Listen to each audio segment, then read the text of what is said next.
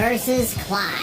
DMC's Devil Hunter versus Final Fantasy's Shield of Rosaria. He's Wiz and I'm Boomstick. And it's our job to analyze their weapons, armor, and skills to find out who would win a death battle. It's a dangerous world out there. Cultists, demons, and evil businessmen lust for power. And every day brings a new cataclysm humanity must face. This world may seem like the end, but for a devil hunter like Dante, it's party time. Who'd expect anything less from the son of the legendary demon Sparta? A dark knight who, thousands of years ago, woke up to justice and sealed away the demon lord, Mundus. But then Sparta mysteriously died, and his wife got iced by some demons, leaving Dante and his brother Virgil separated. Despite a long-gone family, Dante kept a chipper attitude and set up a business dedicated to one thing: killing demons! And with the blood of Sparta running through him, he's the best in the business. By harnessing his own demonic energy, Dante bolsters his speed, power, and durability, letting him block kaiju-sized punches, move faster than a meteor, and regenerate like an unstoppable force of nature. As long as he has the energy, he can heal from getting shot, stabbed, sliced through. Basically anything. Even without his regeneration, he survived heat that would reduce the layman to ash. But no hunter is complete without an arsenal, and Dante's got one hell of a sword left by his dad, Rebellion, plus ebony and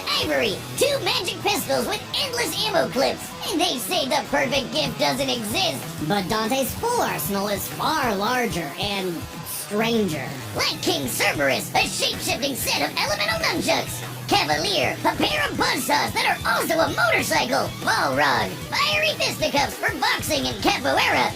And Navan, a guitar. An electric guitar. There's also Lucifer, a backpack of endless laser swords that Dante got after slaying... Actually, we never see how he beat Lucifer. Yeah, you know someone's a badass when they off-screen the actual devil. Then there's my fave, Dr. Faust, a sentient hat that turns Dante into basically Orville Peck. Oh, it shoots crystallized demon blood. Dante needed this and much more when he got a warm welcome from the brother he thought long dead. In a twist of fate, Virgil was alive, but went down a very different path. While Dante was partying, Virgil studied the blade, seeking the power he needed to exert his will, even if it meant killing his own brother. Something he came close to doing in their first meeting. But the defeat only spurred Dante's awakening. He learned to teleport using Trickster, slow down time through Quicksilver, and double-team foes with Doppelganger. With a slick pose and the right timing, he can royal guard dang near anything, then use the absorbed energy to armor up as a dreadnought. And then there's Devil Trigger, a super form Dante achieves through his supernatural power. By tapping into his inner demon, Dante can fly and gains an enormous boost in speed and power. Naturally, his rematch with Virgil went very differently, and that was far from Dante's peak. When Mundus got up to his old tricks, Dante battled the Demon Lord in a vast sea of stars, a universe Mundus created on a whim. Even later, Dante one-shot a stronger alternate future Mundus who had completely merged with the demon world. So he's kind of a big deal. Literally, Mundus became a living universe just for Dante to shoot him in the face. Then there's Argosax, a god so astronomically intense, he had the power of every other demon in existence. A divine deity of the sun that Dante also shot in the face. Oh, that guy! I completely forgot about him. Funny, so did Dante. Despite how powerful Argosax was, he was just an insignificant Tuesday to Dante. So it's safe to say Dante had become the strongest around. But no amount of style, pizza, or wahoos could fill the hole in his heart. Sure, Virgil was a power-hungry weeb, but he was still his bro. Beneath Dante's antics, killing the last of his family kinda messed him up. Until he learned his family wasn't as gone as he thought. It turns out he had a nephew, Nero, who Dante would help get into the family business in his own unconventional way. And for dead weight, Nero was pretty badass, even helping Dante take on the so-called Demon King Urizen. Nero's Devil Breaker arm can fire light-speed lasers that Dante and Virgil have dodged. Dante and Virgil can already dodge lasers in their base forms, but when charged with enough demonic energy, they can outright blitz beams over 11 times faster than light. Nero even survived getting melted down while inside a living statue. It's a long story, and that's the same sort of regeneration that Dante has. meaning he can survive being turned into a puddle. So Dante was ready when Virgil somehow returned. Again. And made an apocalyptic demon tree for what else? More power! With the entire world now on the line, Dante had to get serious and fully embrace his human and demon sides alike by stabbing himself. Holy shit, Dante has been impaled so much, he decided to make it how he powers up. So he got his greatest weapon, Devil Sword Dante, and became Sin Devil Trigger. This is Dante's demon energy at its peak. He can fire lasers with Loose, obliterate with the fires of Judgment, and surpass even the legendary Sparta. But although Dante was totally a match for Virgil, neither of them would budge on their ideals. Both were destined to duel until one was dead forever. But thanks to Nero and two well-placed bitch slaps, they got some sense knocked into him. Dante realized that if he couldn't make Virgil abandon his ways, he might as well keep an eye on him. In one fell swoop, the two severed the world-spanning demon tree and prepared for a permanent departure to the underworld. You can choose your friends, but not your family. But if that's what it takes to keep Virgil safe, or rather to keep the world safe from Virgil, Dante will deal with it. And all things considered, he's happy slugging it out with his bro. Maybe happier than he's ever been. Proof that as long as you have the human drive, even hell can become a paradise sweet enough that a devil may cry. Sit down as we tell the tale of the kingdom of Rosaria and its prince, Clive Rossfield, a man destined to be a dominant, the host to a mighty guardian icon.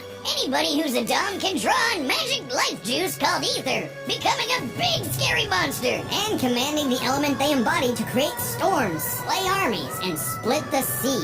Dominants are forces of nature, and Clive would be the dominant of the Phoenix. Well, he was supposed to, but Big Bird said no thanks and instead picked his sick little brother Joshua.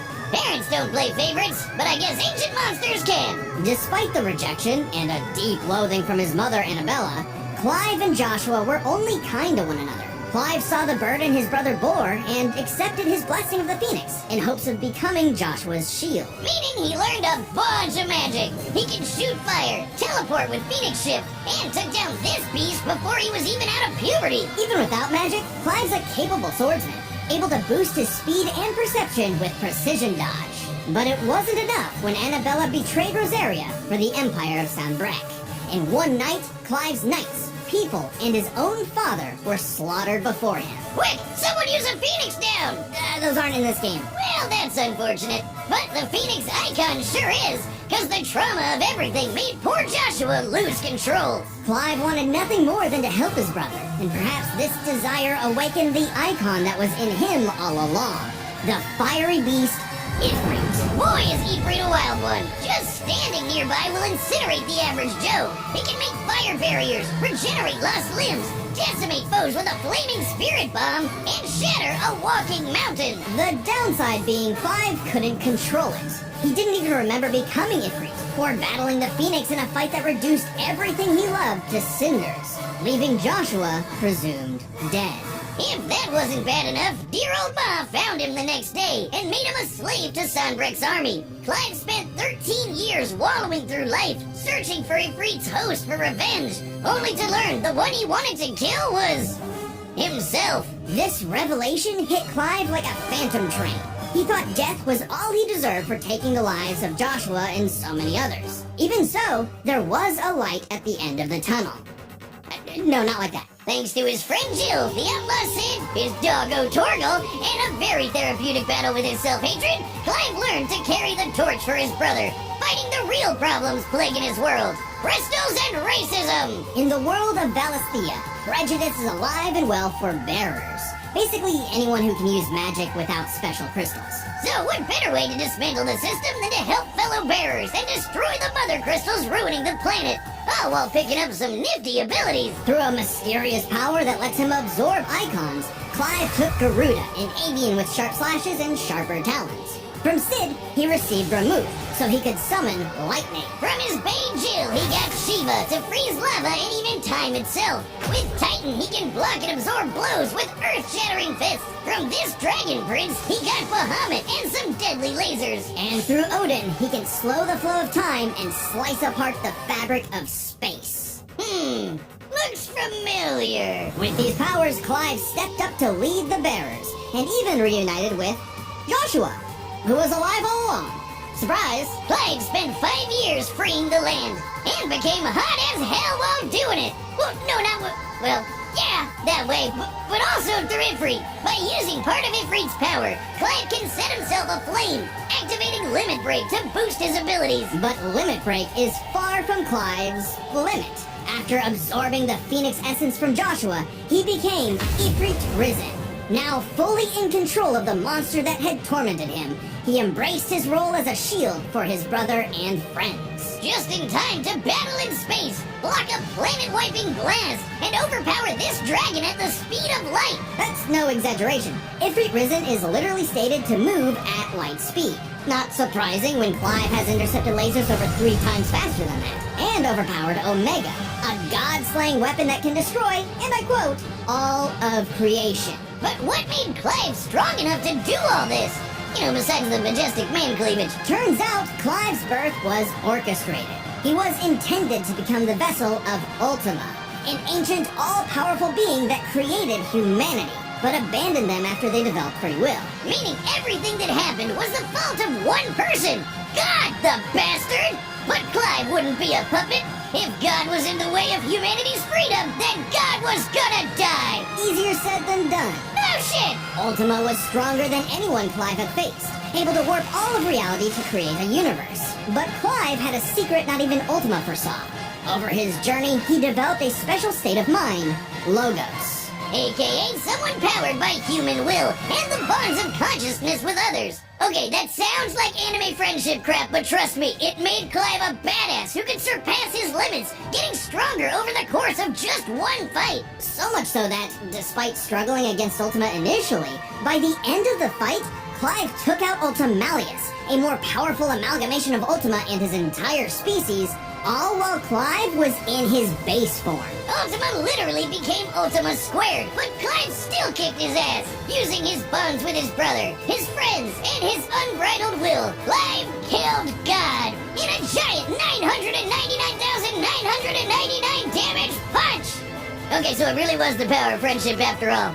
Man, this guy's got a future in shonen. Well, except we don't really know what happened to Clive. Whether he lived or died, though, doesn't really matter. It was his journey and the world he created that made his life meaningful. Clive's dream of a future where everyone can live and die on their own terms had become a reality. And his stories were written up in a book by a certain Joshua Rossfield, which he titled Final Fantasy.